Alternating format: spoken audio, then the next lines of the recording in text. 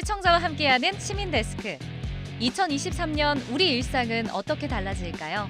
오늘 시청자 비평 리뷰 Y에서는 달라지는 2023 정책과제 보도를 살펴봅니다. 연말연시 분위기를 더해줄 클래식 한 곡 어떠세요? 오늘 에필로그 Y 시간 YTN 라디오 듀에토의 더 클래식을 이끄는 유슬기 씨와 함께합니다. 시청자 관심이 집중된 이번 주 뉴스는 어떤 소식일까요? 시청자 브리핑 시시콜콜 위클리픽, 여러분의 목소리로 채워집니다.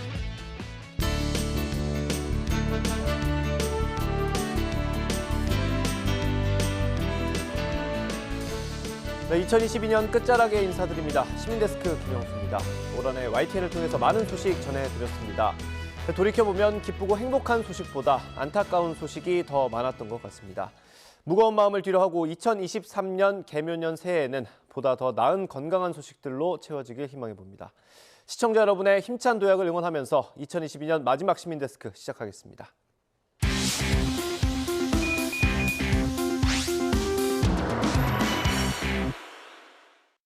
네, 세 분 어서 오십시오. 안녕하십니까?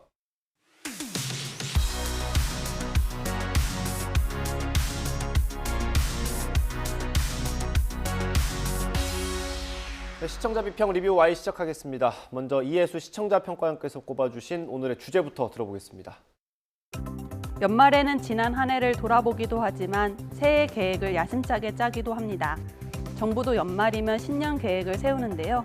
요즘이 딱 그런 시기죠. 정부는 1년 동안 추진할 핵심 정책과 달성 목표를 발표하고 있습니다. 그래서인지 YTN의 뉴스라인도 2023년 새롭게 달라지는 정책과 제도를 점검하는 내용으로 채워졌는데요. 오늘 리뷰 Y에서는 2023년 정책과제 보도를 살펴보겠습니다. 네, 해가 바뀌면 항상 정부 제도가 바뀌면서 좀 관심들이 많이 쏠립니다. 특히 올해는 만나의 계산법이 좀 관심을 많이 받았던 것 같아요. YTN 보도 어땠는지 궁금합니다. 말씀하신 것처럼 그러니까 2023년도에도 제도가 바뀌거나 뭔가 새로운 제도들이 시행이 되는데 이런 경우 이제 많은 일상에서의 어떤 변화들이 예고가 됩니다. 그러니까 대표적인 것이 말씀하신 것처럼 이제 한국식 나이가 사라지고 만 나이가 이제 새롭게 시행이 되는 건데요. 그러니까 한국에서 나이를 말할 때 뭐 새는 나이, 연 나이, 만 나이 세 가지가 있었잖아요. 근데 이제 많은 언론에서 보도를 한 것처럼 내년부터는 다 만 나이로 일괄 통일이 됩니다. 다른 언론사 보도를 보면은 만 나이로 바뀌는 것과 약간 긍정적인 면을 많이 다뤘던 것 같습니다.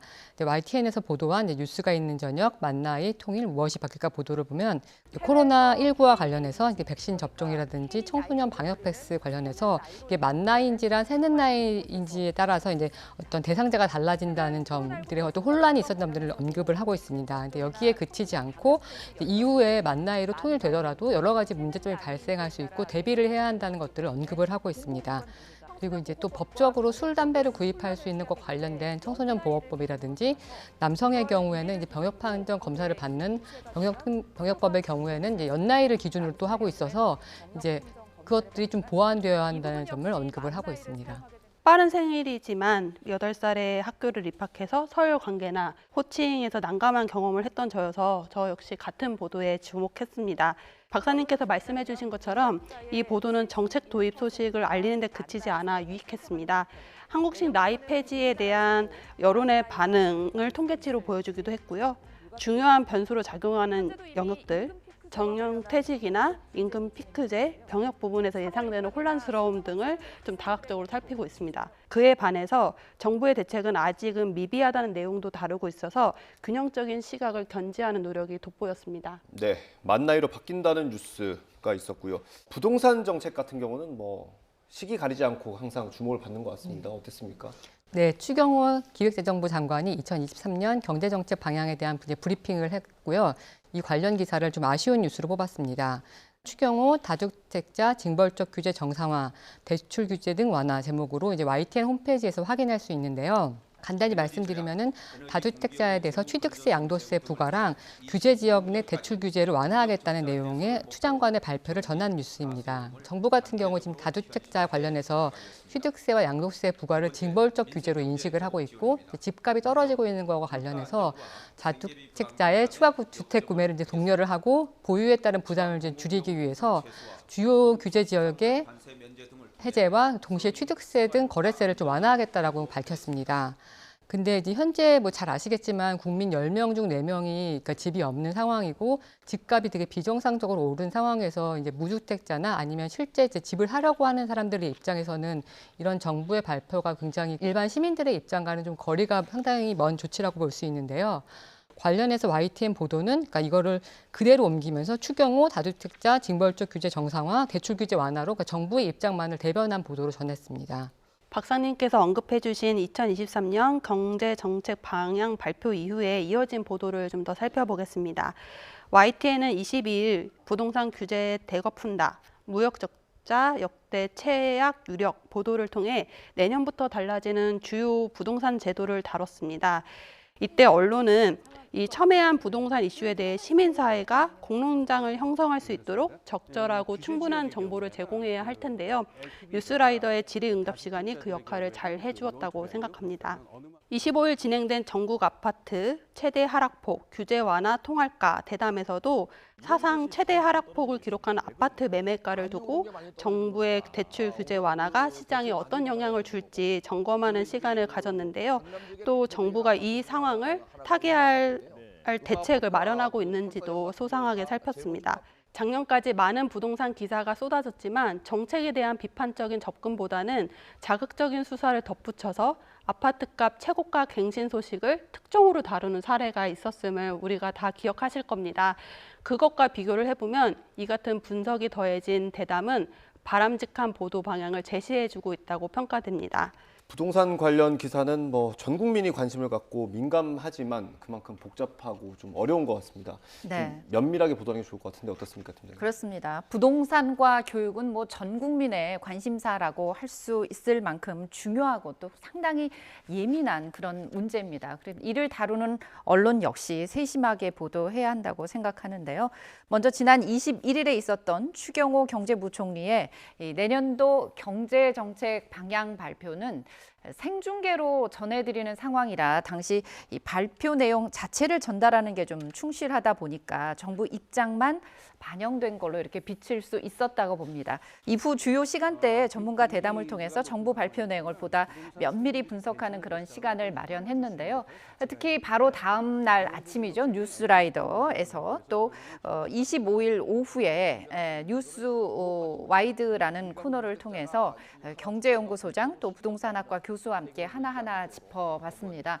부동산 정책 같은 경우 관계자들이 워낙 다양하고 또 당사자들 간에 이해가 상충하는 경우가 많습니다. 무주택자부터 1주택, 2주택자, 다주택자, 또 세입자도 전세, 세입자, 월세 세입자, 부동산 중개업자가 사이에 있죠. 또 은행을 포함한 금융권 등 상당히 다양합니다. 그래서 이 모든 관계자들이 만족하는 정책을 펴기가 쉽지 않은데요. 부동산 경기 회복을 바라는 기대 심리가 높은 만큼 해결해야 할 문제가 많은 것도 사실입니다. 앞으로도 새 정부 부동산 정책의 실효성과 영향력, 또 여론의 반응 정확히 포착하고 어려운 용어는 쉬운 걸로 또 풀어서 이해관계자들의 입장을 충실히 가감없이 전달하도록 더 노력하겠습니다. 네, 어렵고 복잡한 문제일수록 쉽게 풀어드리는 게 뭐 저희 역할이니까요. 조금 더 노력하면 될 것 같고요. 다음 노동 관련 보도를 좀 보겠습니다. 최근에 정부가 노동개혁을 추진하겠다고 강조를 하면서 관련 기사들도 많이 나왔습니다. 어떻게 나왔습니까? 네, 정부는 내년에 우선적으로 추진해야 할 개혁으로 노동개혁을 꼽았습니다.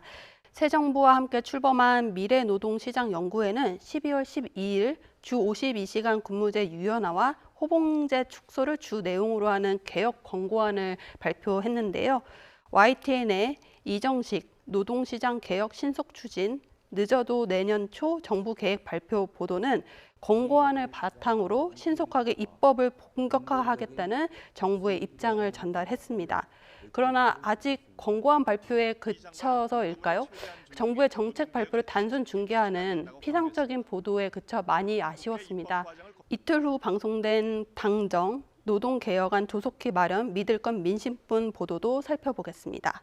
국민이 우려하는 노동자의 휴식권과 건강권 확보를 위한 안정장치를 충분히 고려하겠다는 다소 안일한 대처에 대해서도 좀 무비판적으로 다루지 않았나 하는 아쉬움이 큽니다. 아직 권고안이긴 합니다만 정부의 최종 결정을 기다리고 지켜보는 것에서 넘어서서 언론 스스로 개혁의 중요한 지점이나 방향을 점검하고 시민들의 기대와 우려를 청취하며 중재를 만들어가는 과정이 필요해 보입니다. 네, 관련해 2023년도에 변화된 제도들을 다뤘지만은 주요 쟁점 사항을 언급하지 않은 보도들이 있었는데요. 그러니까 2023년 달라지는 제도, 소비기한 도입, 입학금 폐지 이렇게 보도를 해서 이제 이것들을 알렸는데요. 먼저 노동 분야에서 최저임금이 올해보다 460원 오른 시간당 9,620원으로 결정이 됐는데요. 관련 소식을 이제 YTN으로 달라지는 제도로 보도를 했습니다. 다만 최저임금 인상 외에 일주일에 최대로 근무할 수 있는 노동 시간이 바뀔 수 있는 가능성과에 대해서는 이제 주목하지는 않았던 것 같습니다. 정부가 이제 2023년 경제정책 방향에서 주 52시간을 주 69시간으로 확대하는 내용을 발표를 했거든요. 그러니까 기존의 어떤 주 단위였던 초과근무 관리 단위를 월, 분기, 반기, 연 단위로 바꾸겠다는 것이 핵심인데 그 경우 노동자는 최대 69시간, 하루에 11시간 30분을 일하게 됩니다. 정부는 2023년도에 이제 상반기 관련법 개정을 통해서 입법안을 추진하겠다고 해서 확정된 것은 아니긴 하지만은 굉장히 큰 변화를 가져올 수 있는 지점인데 언급이 빠져서 아쉬웠습니다. 네, 부동산만큼 이해관계가 좀 복잡하게 얽혀 있는 문제입니다. 노동자도 있고 사회적 약자도 있고요. 기업도 있고요. 네. 팀장님 어떻게 보셨습니까? 이해수 평가원께서 지적하신 것처럼 이 노동시장의 유연화 정말 첨예한 이슈임에 틀림이 없습니다. YTN에서도 미래 노동시장 연구회 권고안 발표와 이후 고용노동부 장관의 입법 추진 입장이 나오자 주로 정치 패널과의 대담 속에서 이 문제가 어떤 여야 간 대립으로 많이 언급이 됐습니다.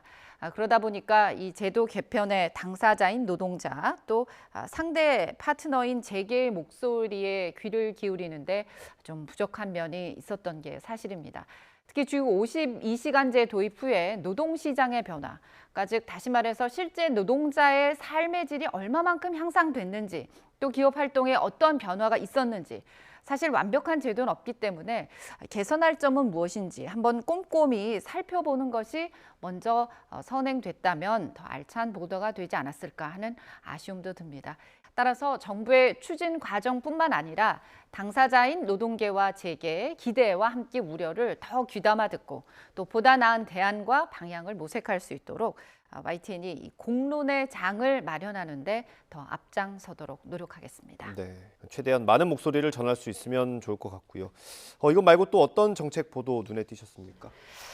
새해 달라지는 정책을 점검한 YTN의 다양한 뉴스를 보면서 그 보도가 중앙정부의 정책들 중심으로 이루어지고 있다는 점이 조금 아쉽게 다가왔습니다. 소통 통해 혁신 정책 마련, 경기도 다양한 소통 행사의 보도가 있긴 했지만요. 도지사의 소통 행보에 주목하는 것에 그치고 있었습니다. 지역 정책에 대한 구체적인 로드맵을 보도하는 시도가 더해졌으면 좋겠다라는 생각이고요.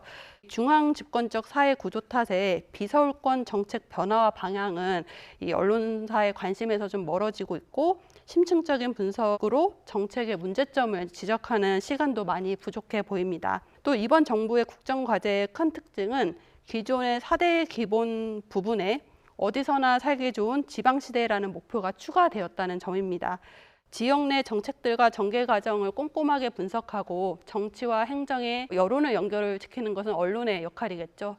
비단 지역 언론만의 역할은 아닙니다. 지역의 현안을 다루는 역할이 지역 언론에 한정되어 있을 경우에, 그러니까 전국 단위로 뻗어나가지 못할 경우에는 충분한 감시와 문제인식이 이루어지지 못할 가능성이 높습니다. YTN 뉴스에서 지역 단위의 정책 변화들도 비중 있게 다루어졌으면 합니다. 드러나지 않은 인신매매 피해자를 찾아낼 수 있는 지표를 개발했다는 소식과 함께 2023년도에 인신매매 방지법의 시행을 전한 뉴스도 있었는데요. 여가부 잠재적 인신매매 피해자 찾아낼 식별지표 개발 제목의 보도입니다.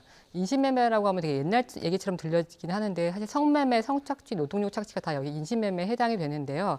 지금까지 인신매매라는 규정은 형법에만 존재를 했고 유형도 매매에만 한정을 해서 국제사회 수준에 미치지 못했습니다. 일례로 미국 국무부가 지난 7월 그러니까 인신매매 보고서에서 한국의 인신매매 근절 노력이 미흡했다면서 이제 관련 평가 등급을 20년 만에 1등급에서 2등급으로 낮추기도 했습니다. 그러니까 이런 것들을 반영해서 인신매매 방지법 같은 경우에 형법, 성매매 처벌법, 청소년 성보호법, 근로기준법, 장기이직법, 장애인 복지법 등 11개 법률에 흩어져 있던 관련 범죄 예방과 피해자 보호 지원 법안들을 담고 있어서 각각의 법률을 따로 적용했을 때 생겼던 문제점들을 좀 개선을 하고 있습니다. 이번 YTN 보도 같은 경우에는 식별 지표 내용에 초점이 맞춰져서 법에 대한 구체적 설명은 다루진 않았지만은 이 법과 관련해서 의미를 기울였다는 점에서 이제 굉장히 의미가 있다고 생각을 합니다. 네. 오늘 리뷰 Y 내용 정리 한번 해보겠습니다. 이것만은 꼭 시간입니다. 평가원님부터 한 줄 요약 들어보겠습니다. 변화할 정책 과제, 정무 중심 보도를 넘어서야 YTN이 새롭게 개편될 정책에 대한 맥락적 보도, 시민의 관심사와 의견이 수렴된 보도를 이어나가길 바랍니다. 정책 도입 이후에도 정책에 대한 꾸준한 견제와 비판, 감시 기능을 충실히 해주시길 바랍니다. 네, 다음 이선민 박사님 한 줄 평 들어보겠습니다. 변화된 정책, 영향을 받는 시민 입장에서 보도를 시민들이 제도 변화에 대비하거나 적응하기 위해서는 충분한 시간과 정보가 필요한데요. 정책을 시행하는 사람의 발표를 전하는 것에 그치지 말고 정책의 영향을 받고 정책을 적용을 받는 사람의 입장에서 정확하고 알기 쉽게 정보를 전달해 주시길 바랍니다. 네, 올해 마지막 시간이었습니다. 고생하셨습니다. 세 분 오늘 말씀 여기까지 듣겠습니다. 고생하셨습니다.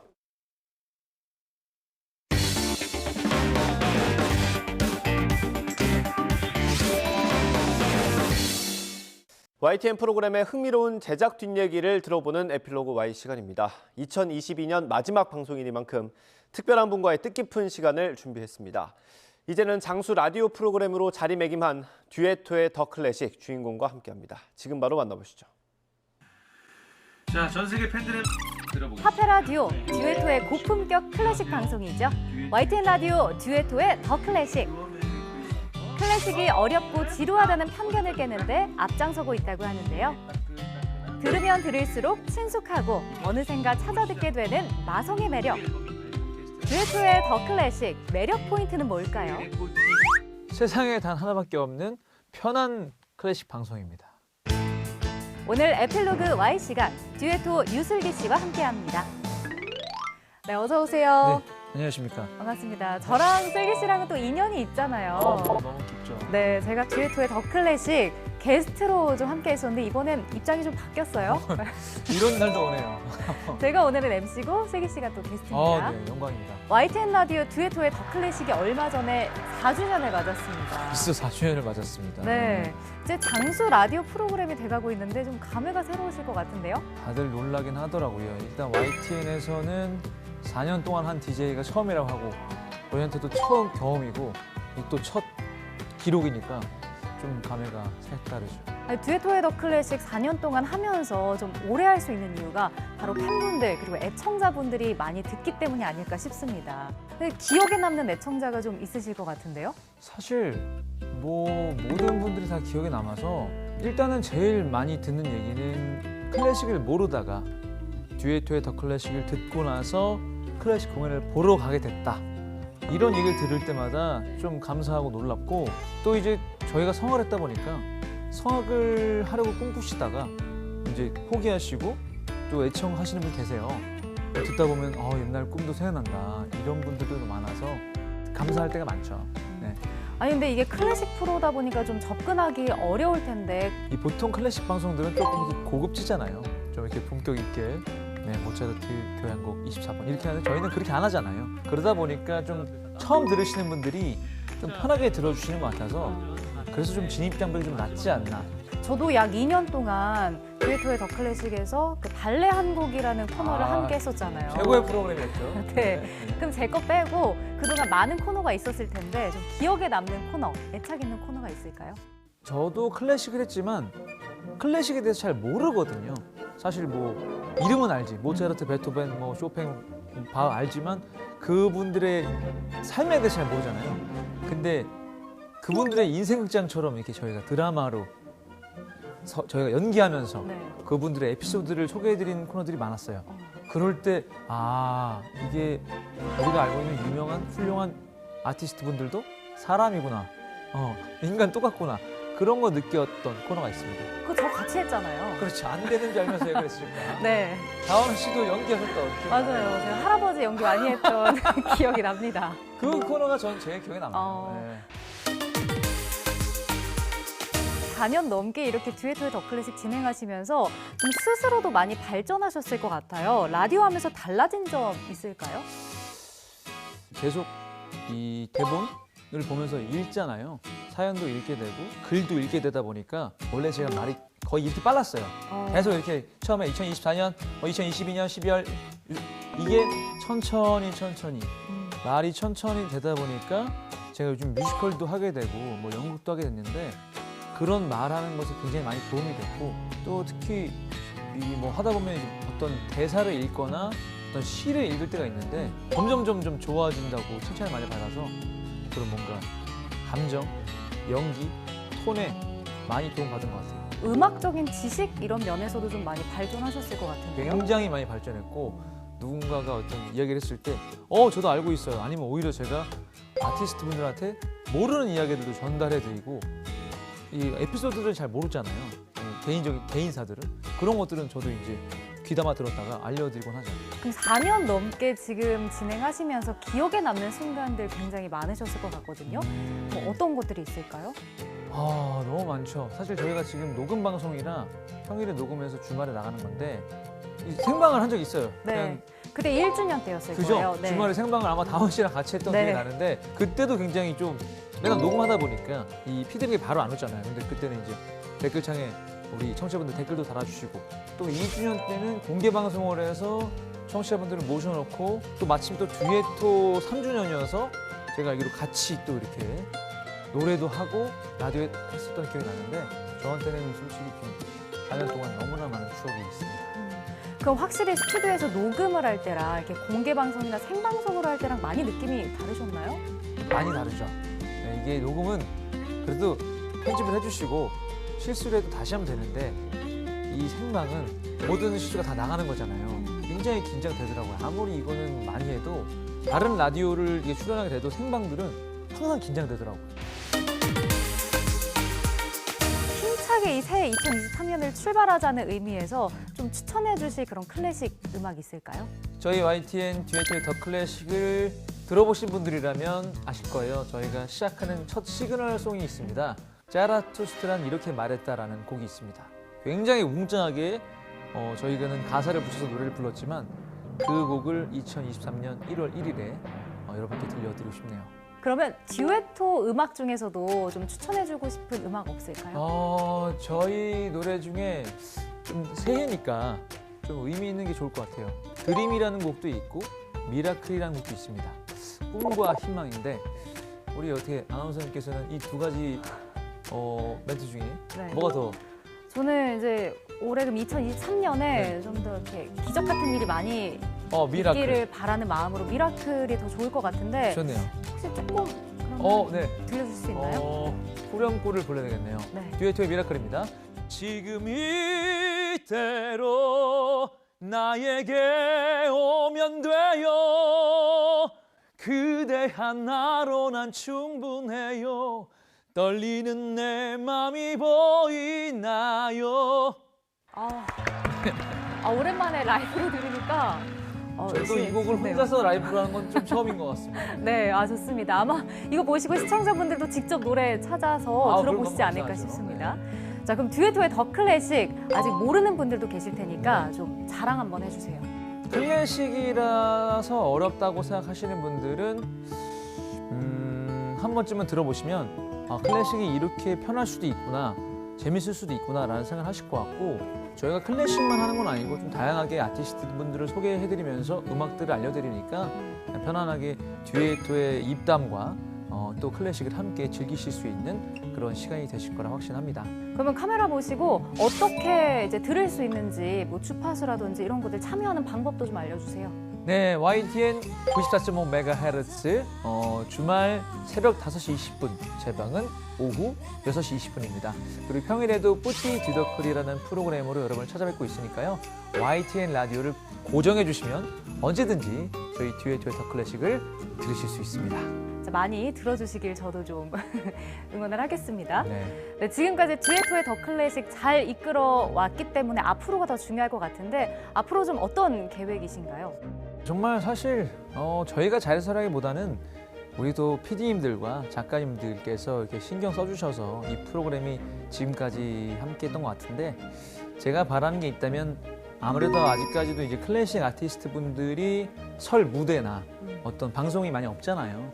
사실 그 TV 방송 프로그램 아티스트를 소개하는 그런 프로그램처럼 저희 듀에이트의 더 클래식이 이 클래식 아티스트 분들을 우리 청취자분들께 소개해드리고 그분들의 어떤 무대가 될 수 있었으면 하는 바람이 있어요. 그러려면 저희가 더 잘 돼야 되고 더 많은 분들이 들어주셔야 되겠죠. 그러려면 저희가 많이 노력해야 되겠죠.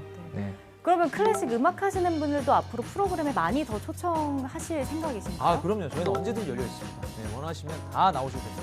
알겠습니다. 앞으로 10년, 20년 국내 유일무이 클래식 프로그램으로서 장수하는 듀에트의 더 클래식이 되기를 저도 앞으로 응원하겠습니다. 오늘 함께해 주셔서 고맙습니다. 감사합니다.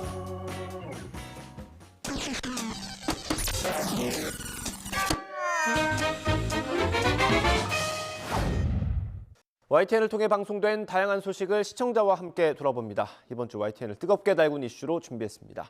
시청자 브리핑 시시콜콜 위클리픽입니다. 사람과 꼭 닮은 성인용품 리얼돌 통관이 가능해졌습니다. 미성년의 모습이거나 특정 인물을 닮은 경우를 제외하면 전신형도 통관이 가능합니다. 관세청은 리얼돌을 음란물로 보고 통관을 보류해왔지만 법원이 사적 영역에 대한 국가 개입 최소화 등을 이유로 통관을 허용하면서 통관 범위가 넓어졌습니다.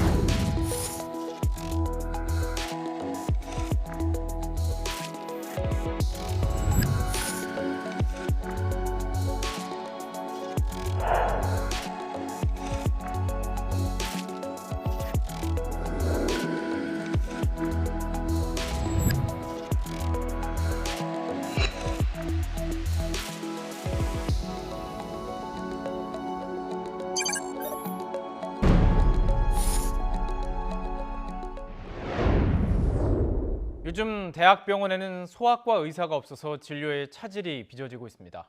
10여 년 뒤에는 이런 의사 부족 현상이 전 과목으로 확대할 것이라는 전망이 나왔습니다.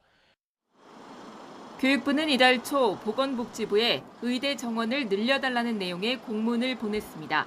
올해 수도권의 한 상급 종합병원은 소아청소년과 전공의를 2년째 단 한 명도 구하지 못하면서 결국 병동을 폐쇄했고 서울 주요 대학병원들도 의사 부족으로 소아과 응급실 운영을 축소했습니다. 의대 정원은 2006년 이후 17년째 동결 중으로 현재 신입생이 전문의로 일하게 되는 10여 년 후엔 의사 2만 7천여 명이 부족해 전 의료 분야에서 모두 의사를 구하기 힘들어질 전망입니다.